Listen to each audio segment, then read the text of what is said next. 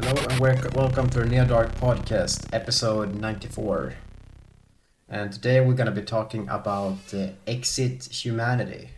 But first, let's introduce the crew. I have Josef and Zombie with me. Hello. And Yo, how are you guys? How are you guys doing? I'm doing all right. I didn't get much sleep today, so we'll see how this goes. Yeah. I'm doing very well, actually. Been doing some work around the house for once in my life. So I'm feeling pretty good. Oh, how did it feel? Yeah. Uh, How about How are you? you doing? I'm doing good as always. Bit tired today, but that's fine. Yeah, you Uh, actually sound a bit tired. Oh, I am. I didn't get much sleep either. Oof. You were up partying or... Yeah, we were watching the UFC live, and it got pretty late, Okay. Oh, and I woke up early as hell, so I didn't get much sleep at all. Lovely. Yeah. It sounds like a lot of fun. Yeah, well, not really. So, do you guys have any recently seen? Not any that I can think of, actually. I feel like I have, but I don't remember. Which is not surprising. Oh, Yeah, I've been watching some stuff. 5 of the movies I've watched is from South Korea, actually. Wow. The first one I saw is called I Saw the Devil, and it's from 2010, I think. It's, if I remember correctly, it's from the same director who did what was the title of that one? We did an episode on it. A Tale of Two Sisters. Oh, that one. Yeah, and well, I Saw the Devil is not anywhere close to that one in the plot or anything. I Saw Yeah. the Devil is about this serial killer who's one of his latest victims is or rather was the daughter of an retired police chief and the fiance of a secret agent. So the after he has killed her, this secret agent decides that he's gonna track him down and torture him almost till he has killed him. Yeah. But then he releases him and let him go, just to repeat the process. It is a really fucking brutal movie. Yeah, you And gotta be real careful about who you murder sometime. it almost tips over into torture porn at a couple points in the movie. I actually think this one would be up your alley, Ogge. I have a feeling you would like it. okay. I mean, the torture scenes are really graphic, and there were one point in the film that I almost had to look away from the TV while I was watching the film. So yeah, it's really out there in the violence department, so to speak. It got one problem though. I will get into that in a minute, but the next movie I watched was The Chaser, and I got this one recommended from a friend a couple of years back, actually. It's from 2008, and it's about this dirty ex-cop who has got kicked off the force, and he works as a pimp. Wow. You go from being a police officer to a pimp. That's such a 180 almost. Yeah, really. Yeah. But yeah, he's working as a pimp now, and he's in dire straits because some of his girls has disappeared, and he of course thinks that they have ran away. Yeah. But then when he starts to look into it, he realizes that all of the girls disappeared after they were sent to the same client. And he has just sent another girl to this client. Oops. So the whole movie is him trying to find this girl, and it's basically a cat and mouse type of movie to a certain point. And then you got the whole time thing, you know. Yeah. The main character is trying to find a girl before she gets killed, basically. Yeah. It was really good as well, but it had the same problem as I Saw the Devil, and that is that the movie drags a couple of times. The chaser isn't as long as I Saw the Devil. The I Saw the Devil is about 2 hours and 20 minutes, and they could have easily cut out like 15 minutes in that movie, and it wouldn't have been a problem really. The chaser 10-15 minutes, because that's a occurring problem in Asian movies, in my opinion, that there are usually a lot of filler in there. Yeah. Unnecessary filler that just is there to fluff up the running time. It really also show how different the Western movie industry is from the more more Asian side, specifically to the Chinese, Japanese, Korean kinds of Asian movie making. But on the other hand, you got movies that cuts the bullshit and is like pedal to the metal type of movie as well, even if it's from Asia. Yeah. Yeah. Like, But it's more of a common trait rather than like every movie is like that. Just like how there are certain Western movies which I can't think of any at the top of my head that has long filler parts. yeah, of course, there are of course Western movies that got a lot of It's just unnecessary running time just because they want to make the movie longer. Yeah, it's just more prevalent in the Yeah.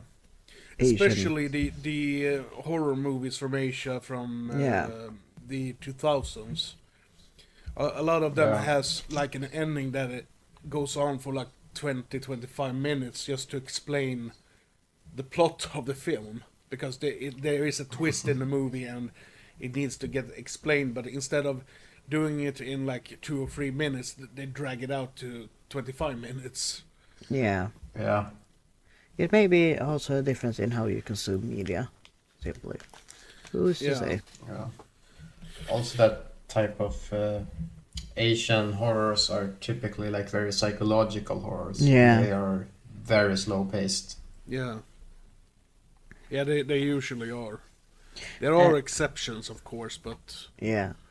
And I think, especially in Japan, they are very, like, superstitious, some people, and which is why they have a lot of, like, ghost themes in, or supernatural themes in certain horror movies. which play on a lot of like the tropes of known ghost types, such Yeah. as long black hair and whatnot. Yeah, that was a trend back in the 2000s. Basically, every fucking horror movie from Asia had a girl with long black hair who Yeah, made creepy noises. Yeah. That was the such Pretty is the much. standard way. at the time. Yeah. Okay, so the next movie I saw was, well, it's part of the Train to Busan franchise. It's called Seoul Station. It's an animated prequel to Train to Busan.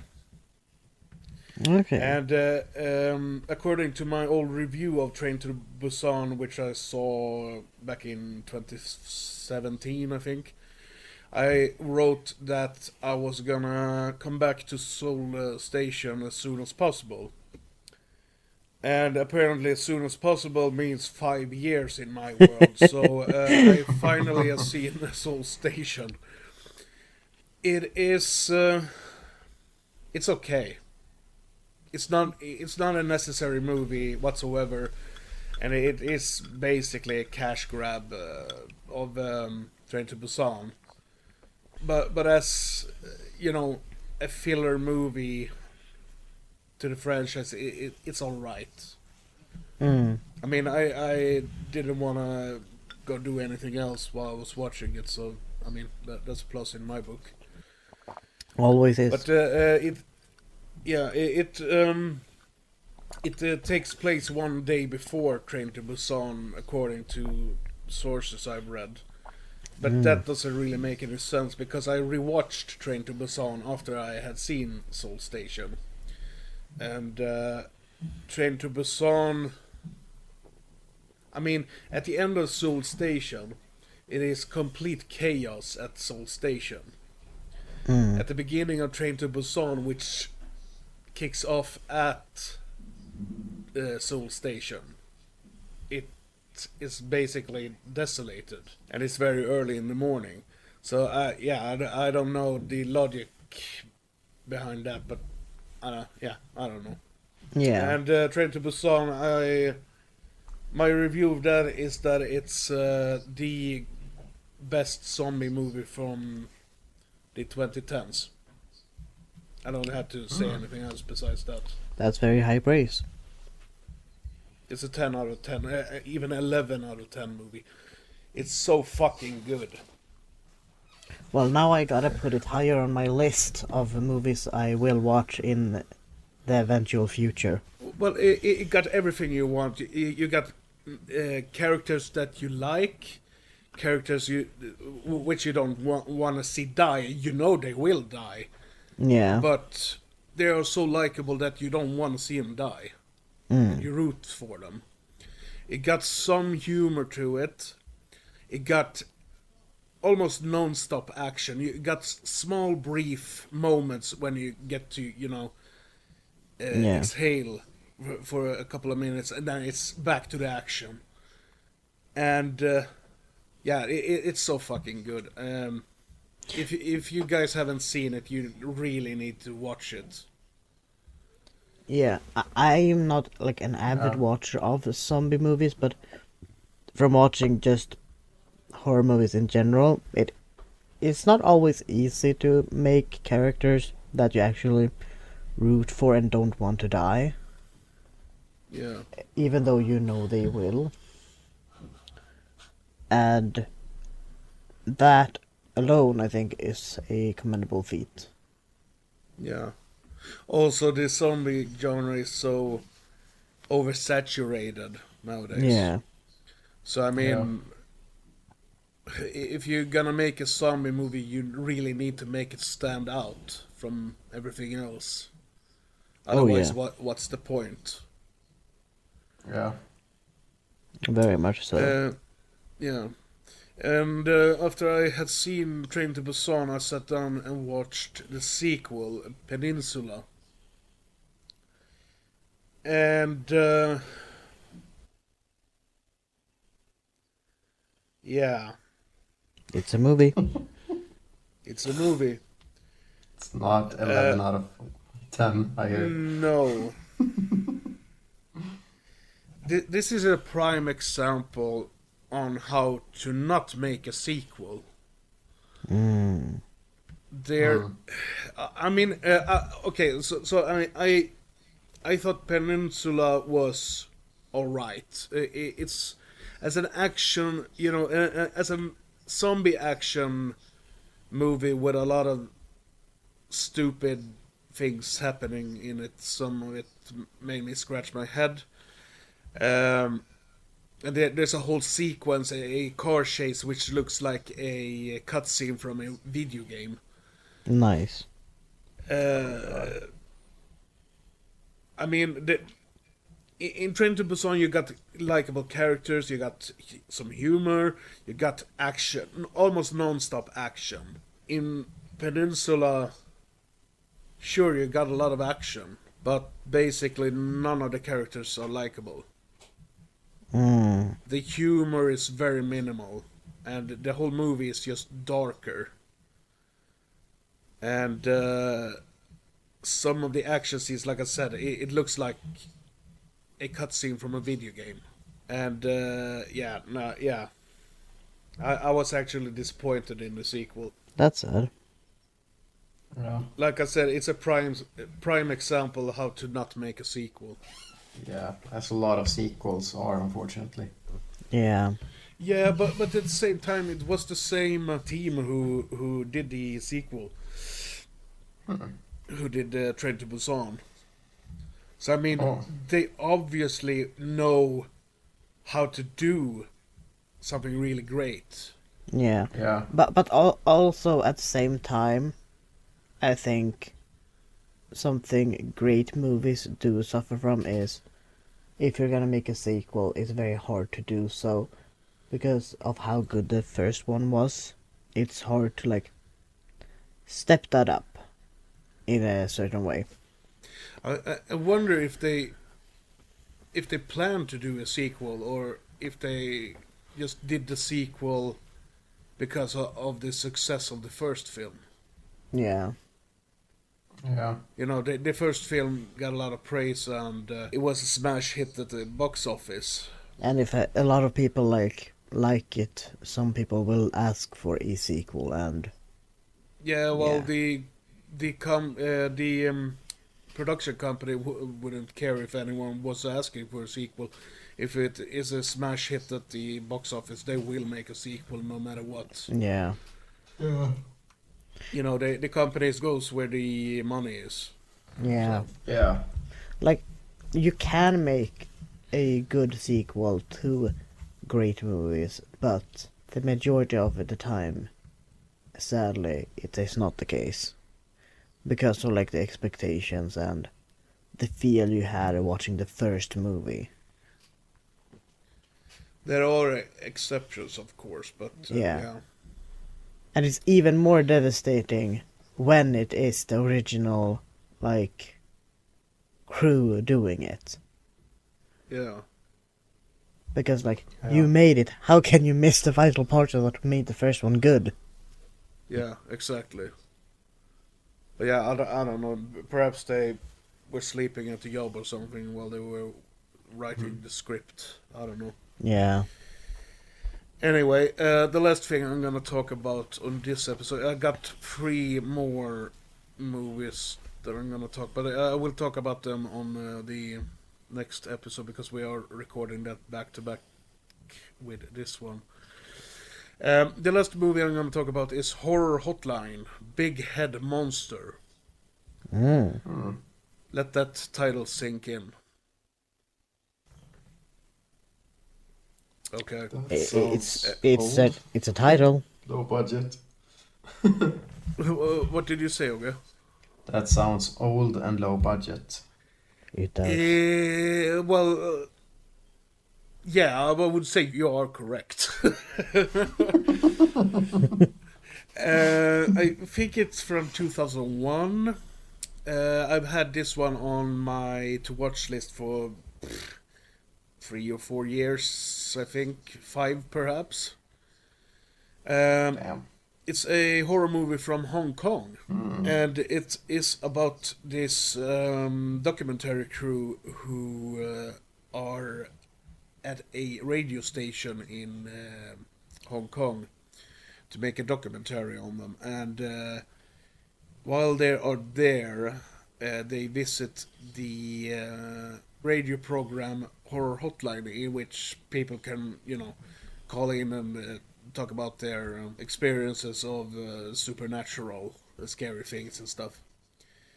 And while they are there, a man who says his name is Chris calls in, and he tells the story of when he and his six friends, I think there were six friends, when they met a baby with a big head.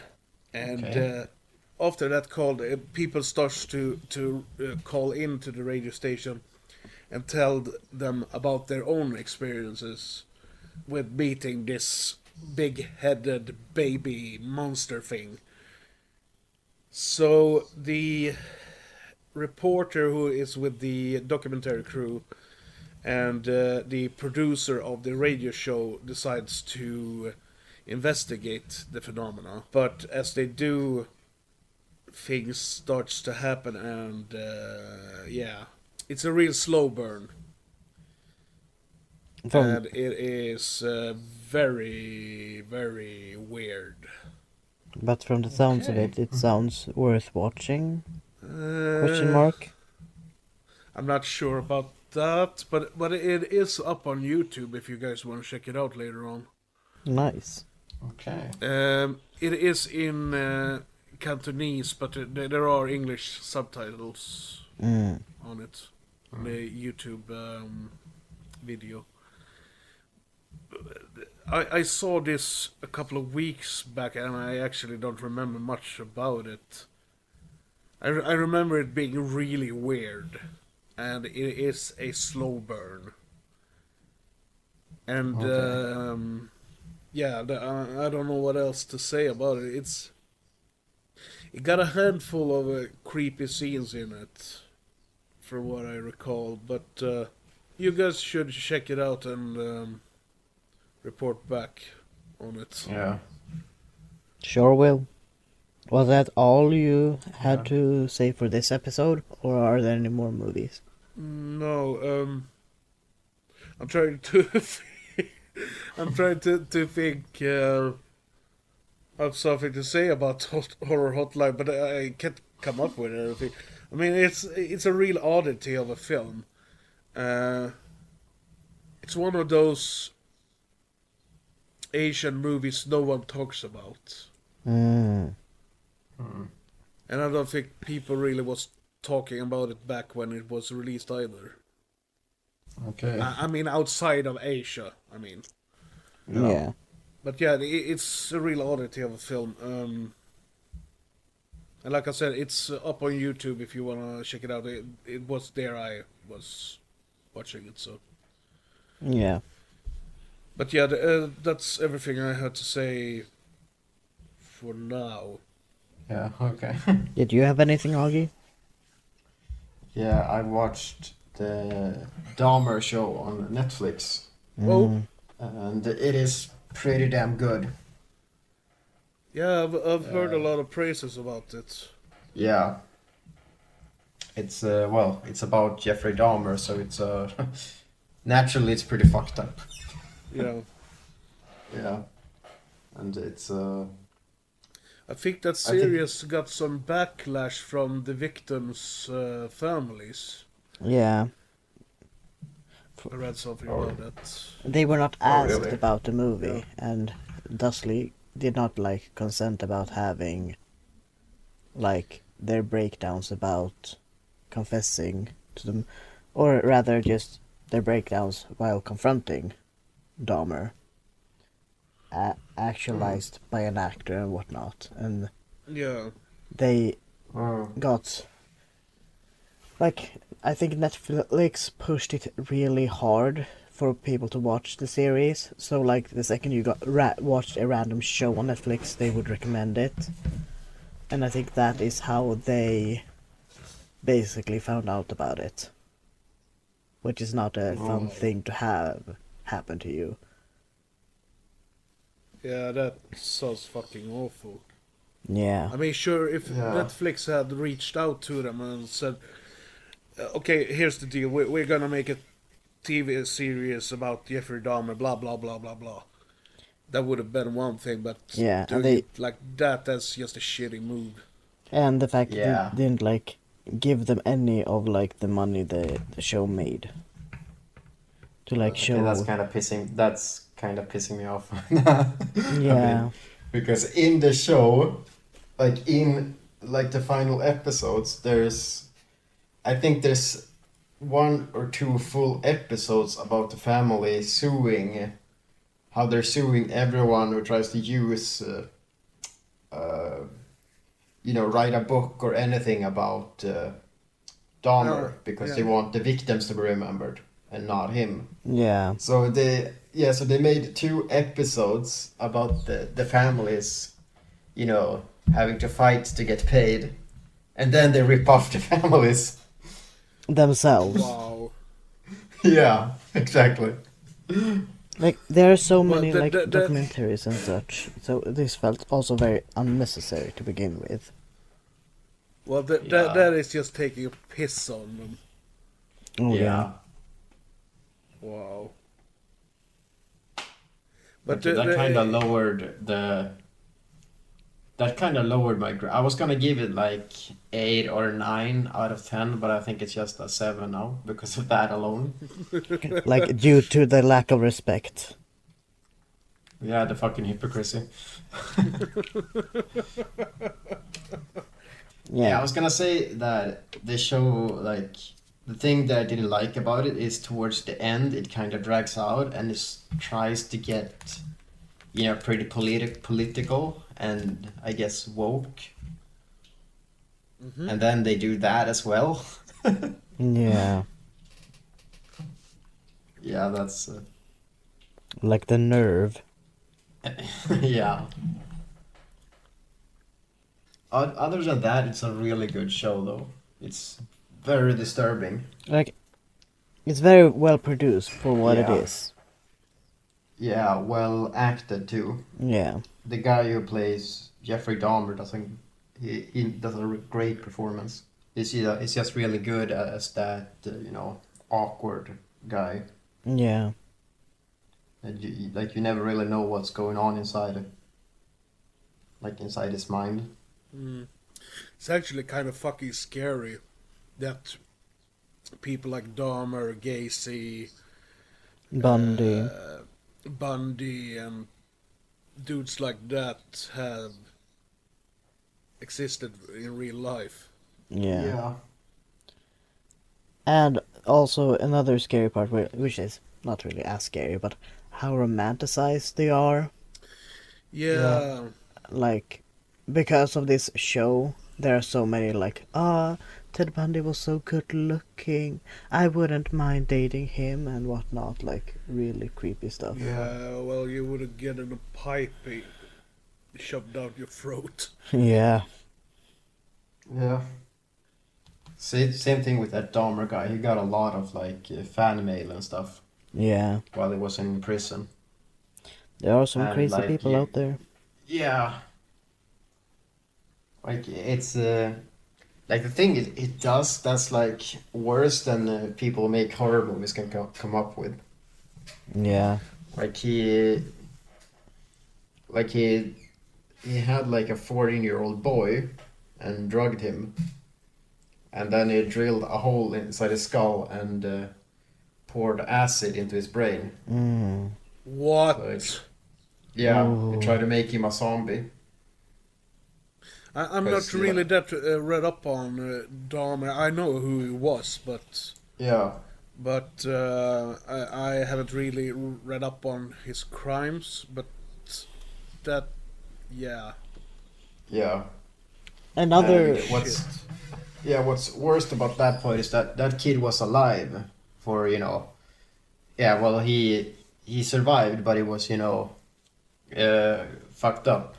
Yeah. but he managed to get away, and the police found him, or the neighbors. But Jeffrey Dahmer said, well, he's my boyfriend and he's drunk. And the neighbors said that, well, he's just a boy. But Dahmer was able to convince the police that he was full grown. So the police let him take him back home. Oh. And yeah, then he killed him. Holy shit. Yeah. Well, that's the way of the psychopath. They are very charismatic. Yeah. Another very Well, fucked up killer. Speaking of the theme, I think he has a movie about him also, Albert Fish. I read about him in school as a project, which is weird to begin with. But he also had very child-centered killings. His focus was Children. kids. Yeah. The worst part about him was that he was a cannibal, I think. Oh Yeah. God. And the fact that he wrote a detailed letter to the family of one of the children's families about what he did to her body. And how he prepared her and whatnot. Jesus Christ. So there are a lot of people out there which horror movies wish they were to a certain degree, because of how horrible and gory some potential there is, but that I some usually people exist.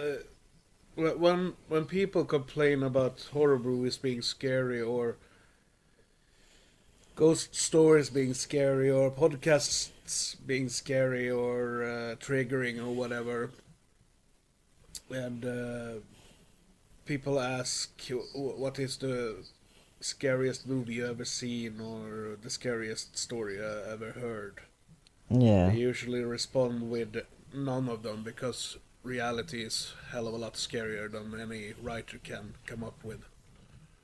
Yeah. Oh, so much. It is hard to. Which is pretty sad, actually. Yeah, it is. Most of the things in reality is just way too graphic to make a movie out of. It's just way over the line. Yeah, and I think it also stems from a place of the most sick things people can do to someone, only very sick people can come up with them. Yeah. Yeah. But then on the other hand, you got movies like a Serbian film, Yeah. Yeah. which almost treads the line between what's okay to show and what's not to. Yeah, that movie It is really treading pushing that it. line. Yeah. If not actually on it. Yeah, it got 1 foot over it, at least. Yeah. At the very least. Dangling Yeah. both feet sitting on the line. In the next episode, a Serbian film. Oh God. You can't catch me watching that movie again. Once was 1 times too many. No. Well, we had this discussion before. Yeah. I will pick it at some point. Brace yourself, Yeah. zombie. Again, you'll have to kidnap me and force me to it, because I ain't about that life. I'll rather watch The Bleeder, to be honest. Oh God, why? Because I can live with myself. I'd rather watch Serbian film than The Bleeder, honestly. I would rather watch anything than The Bleeder. Yeah, exactly. Well, getting back to almost the topic, have you watched anything else other than the Dahmer series? No, I've just been binging that show. Fair. Yeah. Alright. So, should we... I guess we're ready to roll the trailer. Yeah. Yeah. Here it is. I guess. Yeah, here it is. My name is Malcolm Young. I possess a sacred journal hidden for decades. I read it to you now as a warning.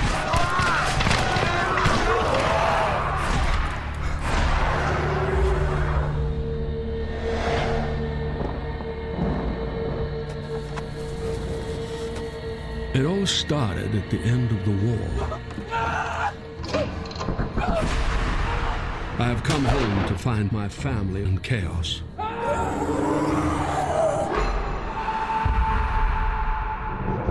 With each day, there is more of them.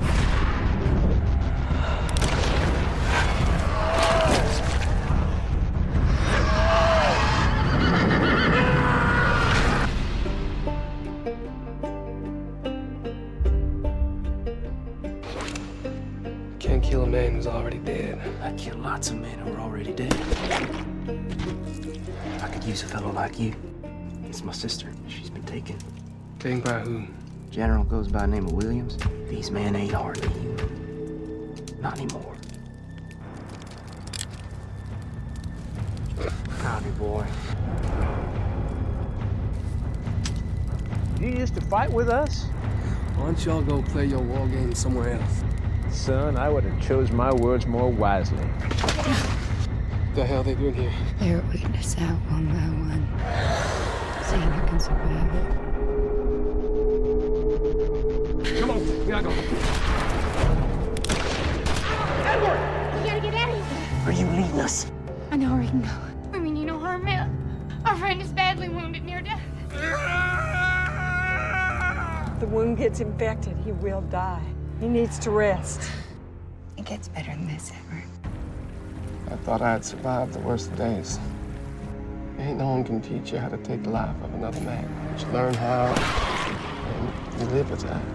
How am I supposed to learn to live with myself, knowing the things that I've done? This is the humanity that is left, and I need an exit. Well, the scalawags have taken to the forest and are holed up in some witch's keep. Trying to forget somebody you love is like trying to remember somebody you never knew.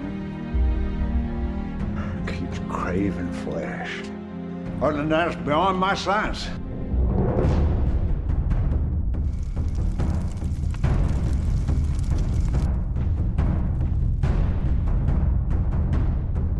If you are reading this journal, then my intent is granted.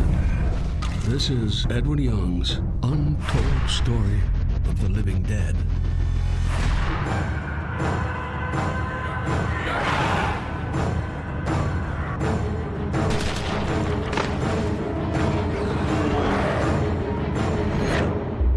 Exit humanity. So, Exit Humanity. The plot is pretty simple. The plot is basically just the dead are coming to life after the American Civil War, and he's trying to survive. That's pretty much the whole plot. It's there's more to it than that, but we'll get we'll get to that in exactly. a minute or two. Yeah. I'm kind of curious about what Zombie thought of it. To be honest, the first like 20 minutes confused me purely because I didn't read the description of the movie and just went in totally blind. And with the like text in the beginning, if I remember correctly, it talked about how now the world is going under because of zombies, and they found this journal about it happening back then as well, and that it might be like the answer to solving the problem. And so I went into the movie thinking the start of the movie was gonna be like, this is like a short recap of what happened with like this journal, and then come back to modern times and like them talking about what happened in the past. But then we never went away from the past. And I was like, how long is this like backstory gonna be? And then I had to take a pause and like read like, oh, uh-huh, so that's how it is. Got a But- 2 hour long backstory. Yeah, basically. It's all backstory and no movie. But yeah, I really do like the premise of it with zombies, but back then.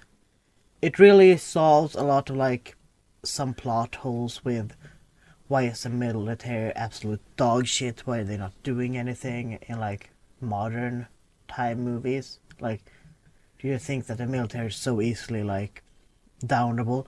But having it in post Civil War where you just had a war and that may have caused like both low countage of soldiers due to death and like, top of all other things with not being prepared, simply put, for such an outbreak and being caught like with your hand down your pants. Ooh.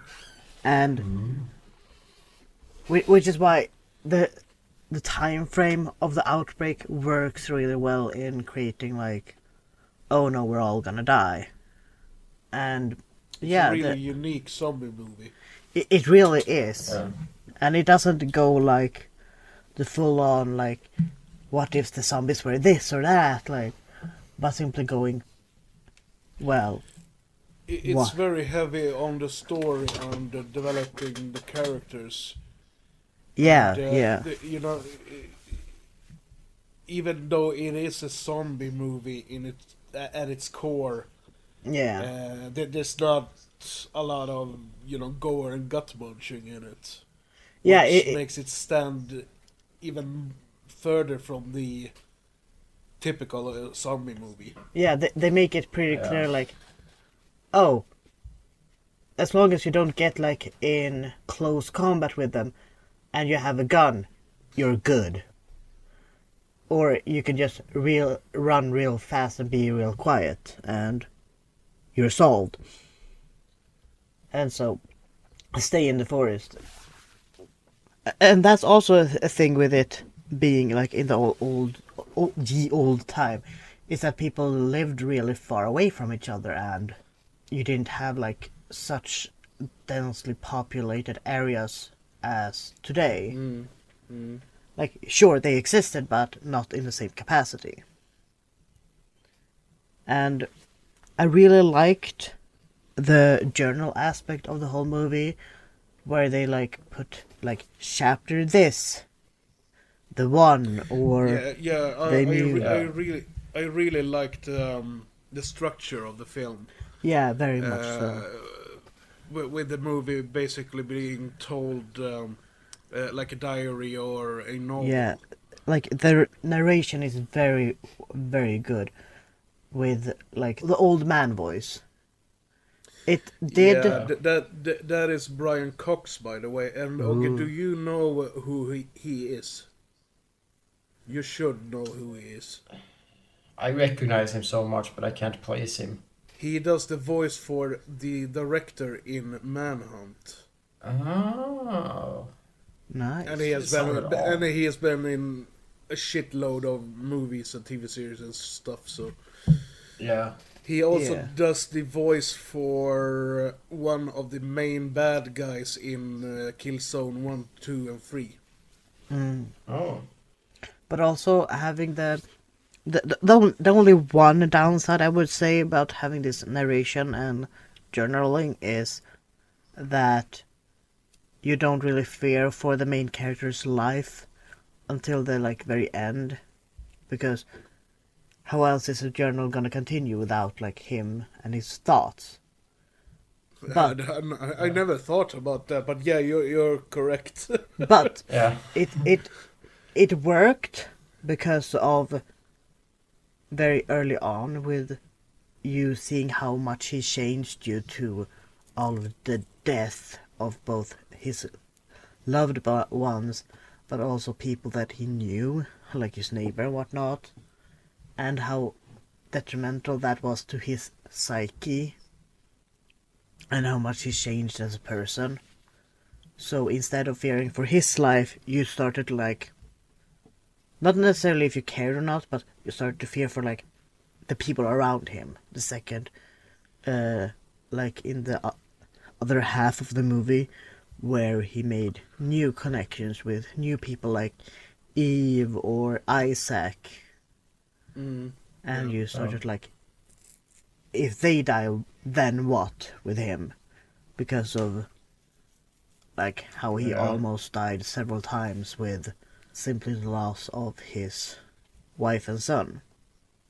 Yeah. And these kind of became his new anchors to stay alive in a way.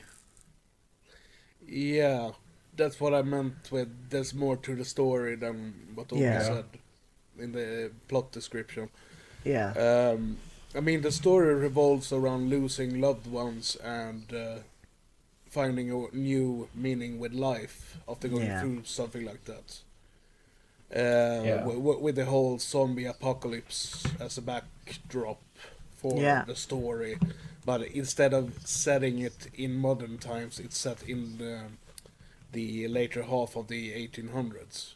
Yeah, and I feel like that works for everyone in the whole movie, even the bad guys to the protagonist. It works that way because of how the movie is shot, with like everyone wanting a purpose, such as bad guys. They so badly want there to be a cure, even though it may be for like financial things and to get back like society and whatnot. It is still the hope they cling on to survive another day, such as to have a purpose with life. Yeah, such as or in life. the main characters just hopes that it will be over or just survive with each other. And I really do like this movie. Like, the soundtrack is good. I felt like it was a bit too grand in the end because of how simple it was in the beginning. It felt like a bit out of place how grand the music was. Because I really like the banjo music that was from time to time. I don't know why. You wouldn't mind if Benny Hill had done the soundtrack though. Not that kind, but yeah, like simply put, that is it reminded me somewhat of the Far Cry 5 actually, which is which is some like the banjo bit country music. That's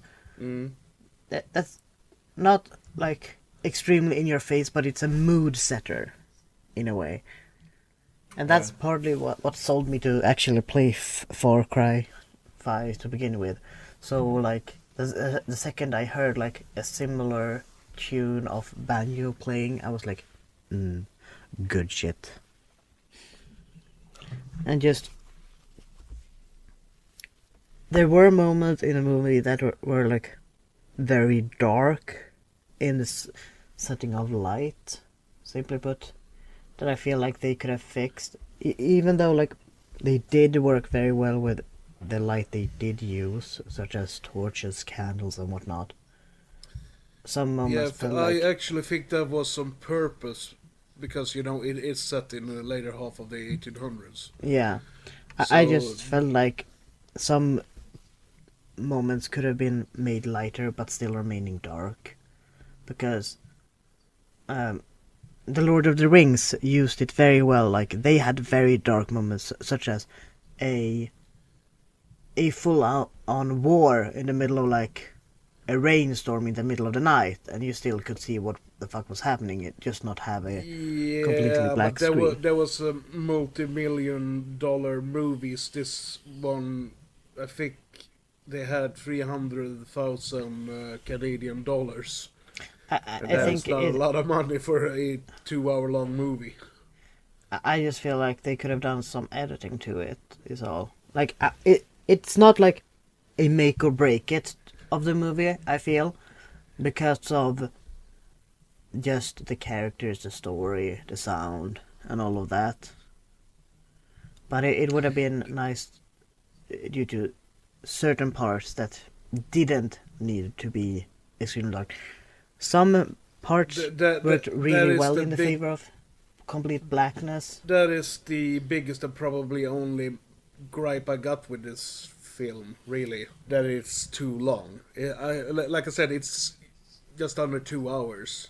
Yeah. And they could have easily cut it down with at least 15, perhaps even 20 minutes. Yeah. I think 15 minutes would have been a good cut. But at the same time, I'm not necessarily complaining about... I'm not extremely complaining about the length, but it could have been a bit shorter, yeah.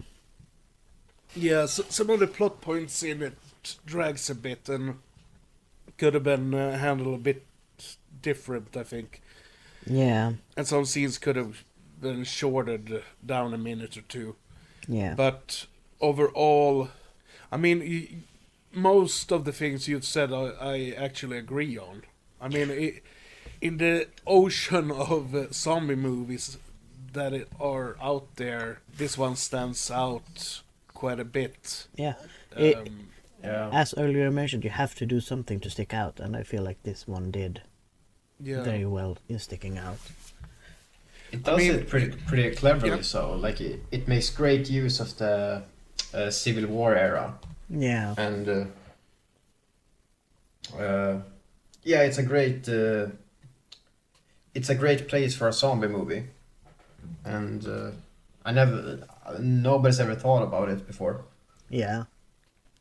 And I think they really used the not to the full extent, but very well with the surrounding, like nature and some shots, like them just walking. Like it's a lot of brown, but it's in the middle of the fall, so it fits with like the mood of the movie. It would have been a very different movie if it took place in the middle of summer with a lot of green, a lot of flowers and whatnot. So having this where a lot of dead leaves around, is winter is around the corner and whatnot, fits very well to have in a forest. It sets the tone. Yeah, it sets the atmosphere, the tone very like well. The world is dying, sort of. Yeah. And like the shots they have of the movie, such as like some small lakes, like the waterfall and whatnot. They were really good, simply put. And one thing I just remembered, you get an explanation to the zombie outbreak in the film. Yeah, yeah. In my personal opinion, I think they should have skipped that entirely and just made it, no one knows why. Because it's one hell of a coincidence that the main character runs into the person who is responsible for the outbreak. Yeah. Yeah. But at the same time, it is a very good point, and I do agree somewhat. But at the same time, it does adds the question: how big is the outbreak? Because you can't know in such times, and have it originate somewhere close by, like not extremely close by, but close by too, where the main character, Edward Young, been affected by it. Makes sense because of like. Well, it's not.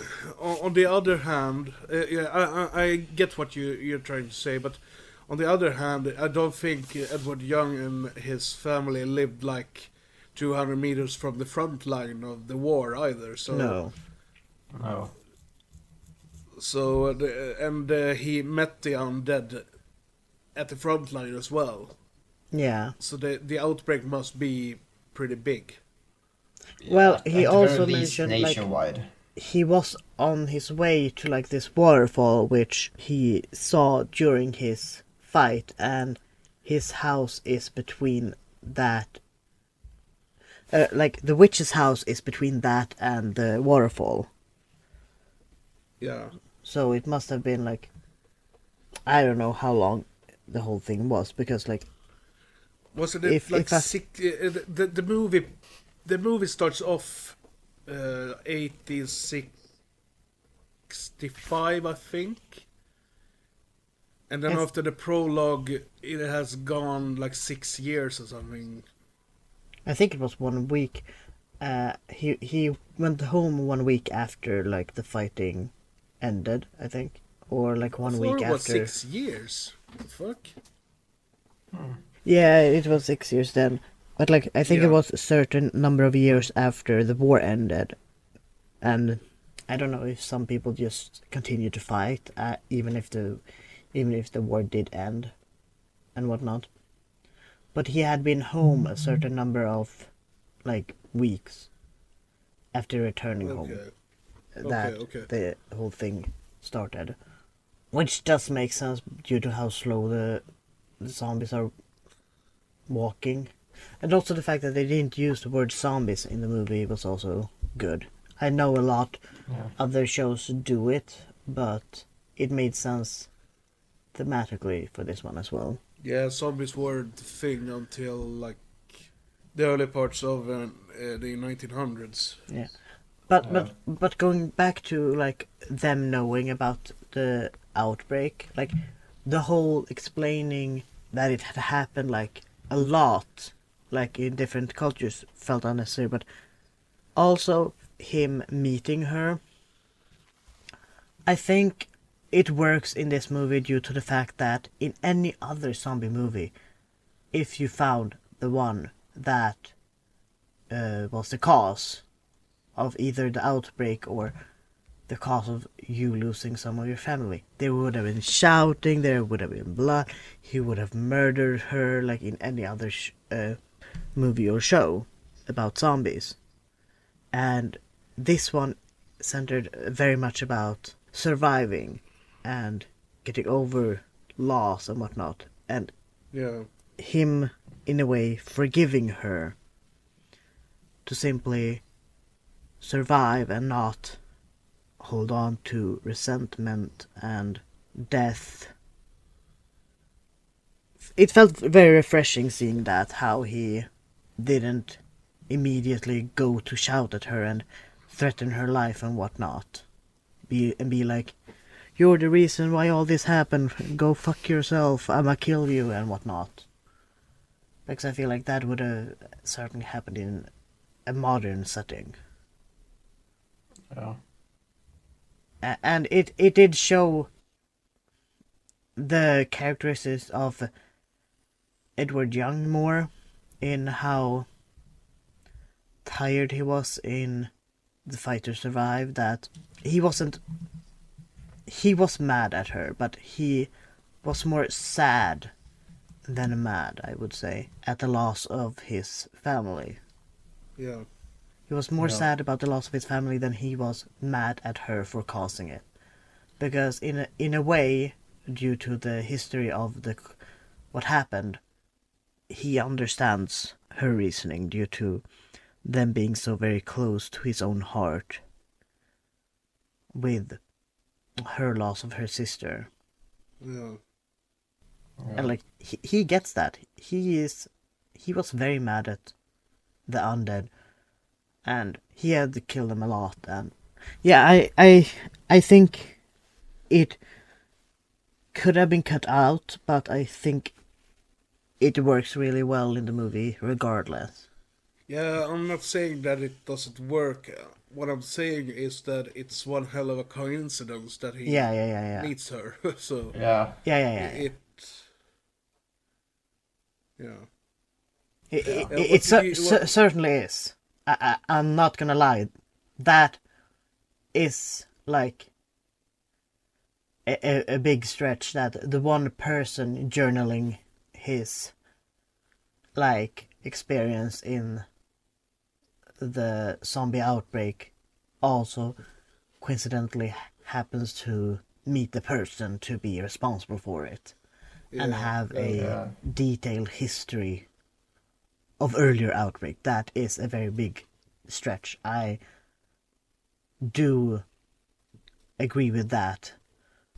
Like, yeah, especially 100%. as it seems like the outbreak is pretty big as well.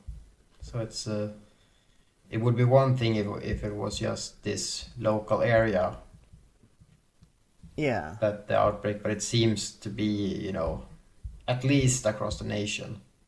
Yeah. And have happened several times over. Yeah. What did you guys think of the animated parts in the film? Oh yeah, I really did like those. Yeah, that's almost my favorite part. I love them.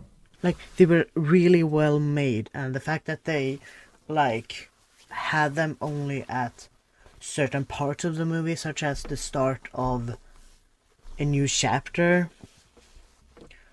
worked very well, and they weren't just random snippets. Like, the rest of the movie just picked up from that. Yeah. It was very well integrated into the movie. Yeah.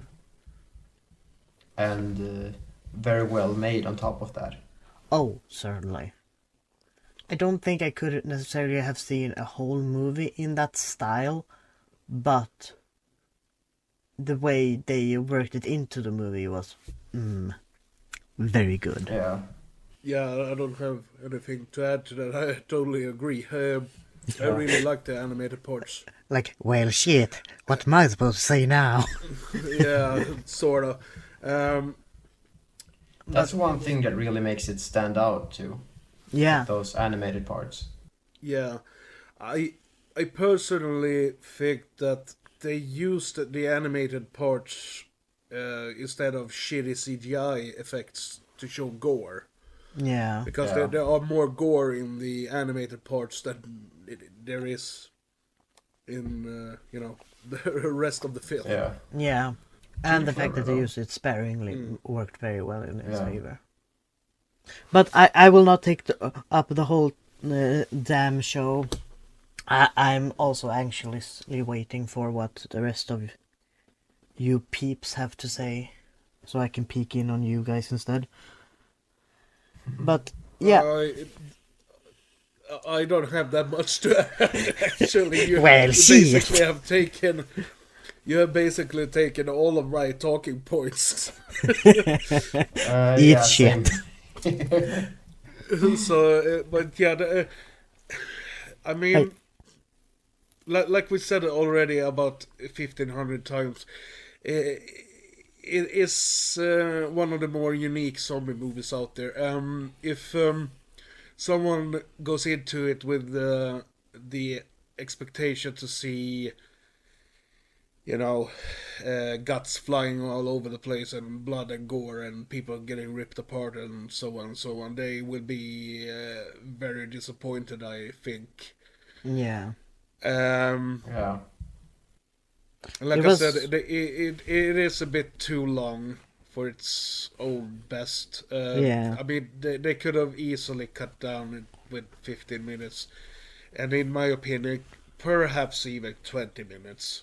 Because some scenes just drags on and on and on. And it is basically sort of transport between scenes just to, fill up the running time. Yeah.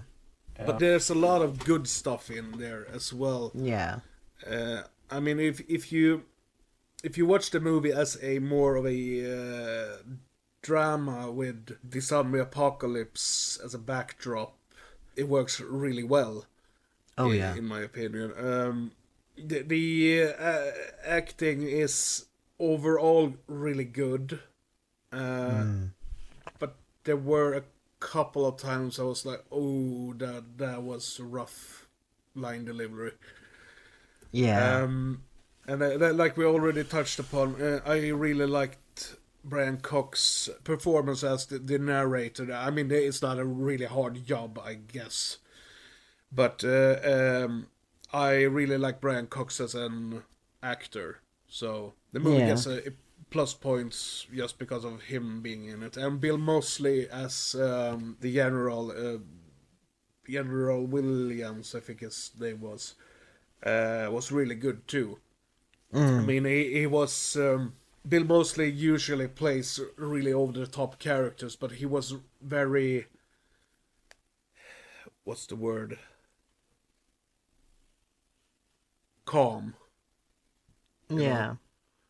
He was over the top in aspect of all the other characters, but he was also a believable one. I mean, if you've seen him in anything else like House of Thousand Corpses or The Devil's Rejects or I don't Chainsaw doubt Massacre 2, 2001 Maniacs, Fields of Screams, you will understand what I mean.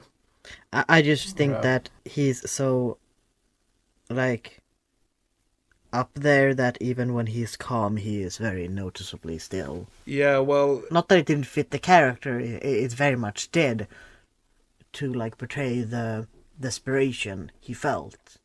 And the character in general just being desperate to find, like, reason. It very much fit the character that was portrayed. But also made it most emotionally, like, varied character in a way that, like, he had very much his emotions in his face and in his actions more than other characters. He made it much bigger. Yeah, he's usually a lot more loud and all over the place, over the top. Yeah. But I mean, I like Bill Moseley as a actor. I think he fits the roles he's in. Yeah. And I also kind of liked the drunk doctor as well. He's played by Stephen McHattie. Yeah. Who I personally remember best from Pontypool. Which is also sort of a zombie movie. I will pick that one at some point. I don't know what else to say about it. It's a slow burn. And it's really different from a lot of other zombie movies out there. You know? It felt like a breath of fresh air, actually. Like to have at least one, like, calmer zombie movie. It's kind of a more, I guess, it's a more, like, deeper type of story than what usually zombie movies. Oh yeah. Yeah. Like, you wouldn't expect it from a title like Exit Humanity. A title like that gives me more... The closest thing I can think of, like, with a title like Exit Humanity is, like... I don't remember exactly the title of the movie, but, like, the upside of, like, Down, or the one with the French catacombs. Oh, As Above, So Below. As Above, So Below. That movie could have fit with the title Exit Humanity, because it feels like such a, like, humanity ends here, but the way they integrated, like, exiting humanity in such a different way of, like, the way you survive is just to survive and, like, not think about, like, humanity because humanity is going down is such an unexpected turn, but it's very much welcome. When I hear the title Exit Humanity, I think of... If I didn't know what the movie was about, I would probably think it was a movie from, like, the late 90s. Action movie, probably starring some, at the time, big rapper. It's oddly specific. Either a big rapper or like... There is a movie with I think the main character is played by a rapper, and it has Exit in it. Yeah. I can't remember what the whole title is. Yeah. Or simply a movie with like a big non-actor celebrity. Yeah. Yeah. Or it could have been a Marvel movie. Mm-hmm. True. But yeah, I don't have that much else to say about it, really. It's a good watch. Oh yeah, definitely recommended. I'm actually very happy that Ogge chose this movie, because this was a gem I didn't know existed and a movie I didn't know I needed. Yeah. I actually saw it when it was brand new, like a long time ago, but I forgot. I've been wanting to rewatch this several times, but I forgot the title. I couldn't remember it. And it was a pain to find. I think Josef were the one who found it for me. Nice. If I But yeah, remember correctly. it was a very good pick, I would say. And Thank God. personally, I will give it a 9 out of 10. Purely because, like, you could have cut it some places and made some things make more sense. But yeah, it is a very good movie. With the things I have earlier said. And excuse me if you hear it in the recording, but my cat is here. And she's purring and rubbing against the mic. Remove her. Easier said than done. She's a kitten. The cat has been duly evicted. Good. Where were we? Ratings. Yeah. Yes. You give it a 9 out of 10. Yes. Okay, what will your rating be, Ogge? I'm giving it an 8 out of 10 because the pacing kind of hurts the movie, and there's some some of the acting and some of the plot that we talked about, like the woman who was responsible for the virus didn't make a lot of sense. Yeah. That kind of hurts the movie a bit more, but overall it's definitely worth a watch. And you can watch it multiple times over. So it's a very good movie, so that's why it gets an 8. Nice. Good. Yeah. Well, I don't have much to add on to that, really, because I will also rate it an 8 out of 10. And basically all Ogge said is what I would apply to that rating. Good numbers all around. Yeah. And for once, I'm not the highest rating. Haha. I did not expect everybody to agree about this movie. I thought some were gonna think it was just boring and sucks, and others were gonna like it. But oh well. Like, just sit there dejected, like, but I liked it. Uh-huh. But yeah. I came in here thinking I was gonna start a fight, but It's sort of like with Inseminoid for me. I was really surprised that you guys liked that movie. Yeah. Yeah, like, came into the recording fist raised, like, okay, so who's gonna start? Because I'm gonna swing. I even think Ogge asked me why I was sounding so surprised. Yeah. on the Inseminoid episode. Yeah. Like that's exactly how I feel right now. Like what? It's like whiplash. I had seen this one before. It was shortly after you had seen it for the first time, Ogge. Yeah. Because you were like screaming and shouting from the mountains that I had to watch it. And I was like, okay. And according to my old review, I basically have the same opinion now as back then. Yeah. That it has some flaws to it, but it's a unique zombie movie that is good. Yeah. So, should we move into some background? I don't have that much on this one. I searched around a little bit for some background, but I couldn't find much about it really. Oh, okay. Yeah, this kind of flew under the radar a bit. Yeah. But yeah, let's. Okay. Yeah, like I mentioned earlier, the budget was 300,000 Canadian dollars, and it was filmed in Canada. Almost saying Canadian. This was the second directional credit for director John.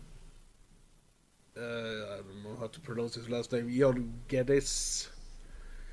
And his other films are Scares from 2008, Hellmouth from 2014, and Creep in Asia from 2019. And he has produced a couple of other films, as well as the ones he has directed, of course. Forlorn, which is a short film from 2006, Monster Brawl from 2011, Septic Man from 2013, Ejecta from 2014, The Hexet... The fuck is that? The Hexectioners. I don't know how to pronounce that. From 2015, The Horde from 2018, and Dead Sight from 2018. Dee Wallace, who played Eve, has appeared in countless other horror movies and other stuff as well, of course, throughout the years. And a couple of examples are Howling, Cujo, Critters, Alligator 2: The Mutation, Rob Zombie's Halloween, and Death House. Stephen McHattie, who played Medic Johnson, has appeared in countless movies and TV shows as well. He appeared, and a couple of examples are Beverly Hills Cop 3, Pontypool, like I mentioned earlier, Die, you know, not dead die as in something you throw. Yeah. Death Wish, the remake from 2018 with Bruce Willis, and the Rabid remake from 2019. And he also was in Septic Man and Hellmouth. So he had worked with the director before. And Bill Moseley, who played General Williams, is of course a horror icon and legend in the genre, and he has appeared in countless horror movies throughout the years as well.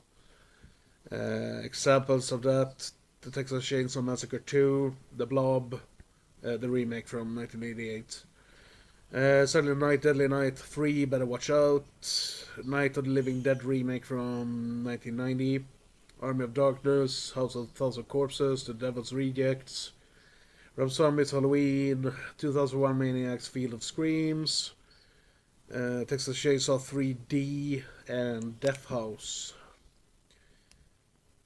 And the last thing I got here, I was really scraping the bottom of the barrel for background on this movie. So, Brian Cox, like we already mentioned, he did the voice for the director in Rockstar's Manhunt. But he also did the voice for Scholar Visari in Killzone 1, 2, and 3. He also appeared in, and this is just a couple of things, he's been in a shit ton of stuff. The Ring remake from 2002, X2, the second X-Men movie, Trick or Treat, Rise of the Planet of the Apes, and The Autopsy of Jane Doe, which is a movie I think we should cover at some point. It's spooky good. But that's sounds promising. but that's all I could come up with, unfortunately. Well, it sounded like plenty regardless. Well, I would have liked to have some background, behind the scenes stuff. Yeah. But I couldn't find anything, so I had to go with what I could. Yeah, it's kind of difficult to find background for a movie like this. That's it's pretty obscure, Yeah. and I've never heard anyone mention it, except for me. I found some blog posts or whatever they were with reviews of the film, which were pretty old, I think. Yeah. They didn't give the movie a very nice review, really, but that's the only other source who has been talking about the movie besides you, Ogge. Yeah. I checked it up a bit on. Yeah, I looked it up on Rotten Tomatoes, and it's pretty mixed reviews. Some people think it's like mediocre, and others really like it. There's like doesn't seem to be much in between. You either hate it or love it. Yeah. Yeah, it's not a movie for everyone. It's not. No. And like I've already said, if you go into it with the expectation to see a lot of gut munching and blood, you will be very disappointed, I think. Yeah, it's a pretty heavy movie. It's pretty. It's more philosophical than violent. Yeah. Yeah. Very much so. Yeah. But yeah, I think that's it, right? I think Sounds so. about it. Yeah. Okay then. Okay. We are. Well, what is the next episode? I of course know which it is, but Next episode is gonna be a Halloween one. yeah. Because it's the spooky month. And as following tradition, we are gonna talk about Halloween, the curse of Michael Myers, if I'm not wrong. You're perfectly correct. From 1995. Yep. The Swan Song of Donald Pleasance. And we are playing out this episode with Code, Pandorum, Exit Humanity. Ooh. Which I think was some dubstep. Very different genre from the movie. Like, that's the furthest from the movie, like, you can go. Like, But we have, I know why you picked it, but, like, imagine, like, we have this zombie movie from, like, the Civil War times. Yeah. Let's add some dubstep. This needs some dubstep. That would have been fucking hilarious. That would have ruined the whole movie. Yeah. Well, I would have laughed at least. Yeah. At the very least. Well, I guess it's goodbye then. Yeah. Yeah. Bye. Goodbye, good people. Bye. Thanks for listening.